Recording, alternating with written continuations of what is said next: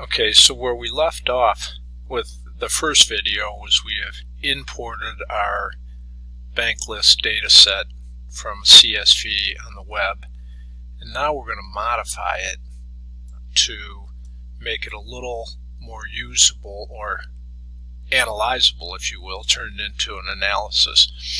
So the first thing I want to do is get some date dimensions. I have a date column, so I want to create a date dimension table that's going to give me, for each date, I would like the year, the quarter, the month number, the month name, the week number, and day of the week. I might want to analyze based on any of those parameters. So here's how I would approach that. I start with the original file, and I'm going to create a reference query. So I'm going to reference that, and that means it'll always look to that file. And I'm just going to name this date list.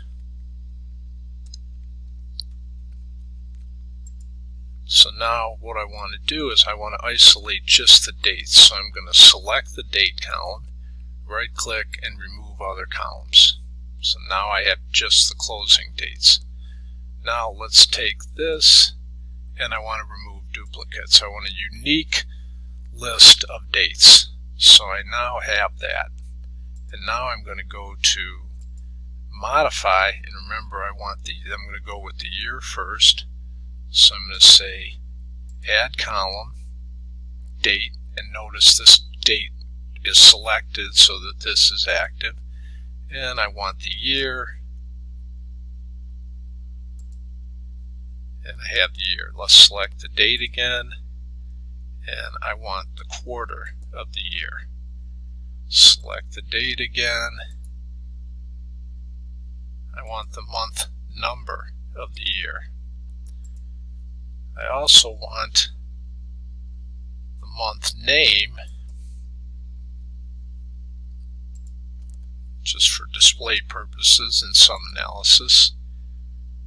I would like the week of the year,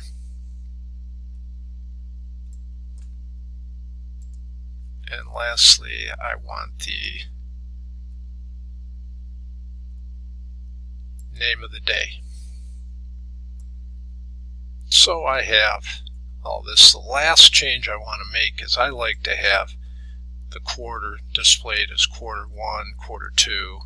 So I'm going to, and I'm not sure if this is the best way to do it, but the way I do it is I just add a column and a custom column.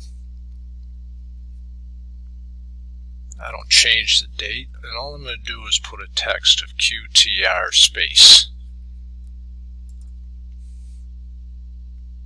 Notice it drops it at the end. I'm going to move that over in front of the quarter. And I'm going to select the custom quarter, the custom text quarter, and the quarter number. And I'm going to transform merge columns. There is no separator. I'm going to call the column quarter.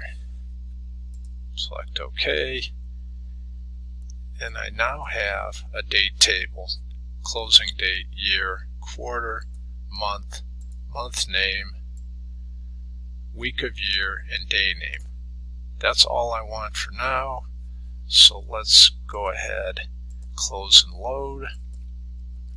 I only want to load this to the data model, so I create a connection and add it to the data model.